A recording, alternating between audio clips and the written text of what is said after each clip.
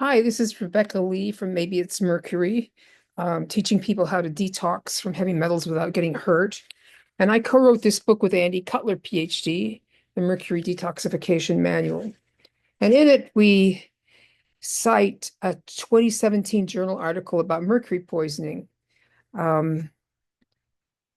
Is called from the International Journal of Environmental Research and Public Health by Virginia Andreoli and Francesca Sprovieri, Genetic Aspects of Susceptibility to Mercury Toxicity, an Overview.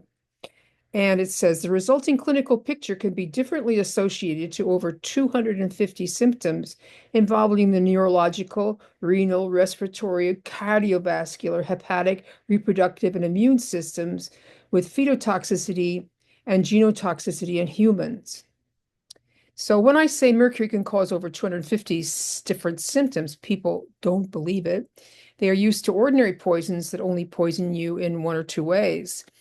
Here's a list of symptoms and conditions that mercury can cause. And I took this from the cover of Amalgam Illness and Hair Test Interpretation, and also an online article about it, which gives a good list, and I share that in the show notes. But here's a list, a partial list: ADD, ADHD, adrenal fatigue, allergies, Lou Gehrig's disease, ALS, Alzheimer's disease, ankylosing spondylitis, anorexia nervosa, anxiety, asthma, attention deficit, autism, autoimmune disease, bipolar disorder, birth defects, borderline personality disorder, bulimia, burning or itchy skin, cancer, chemical sensitivity, chronic fatigue, colitis, Crohn's disease, depersonalization, depression, diabetes, dizziness slash vertigo, eczema and psoriasis, endocrine problems,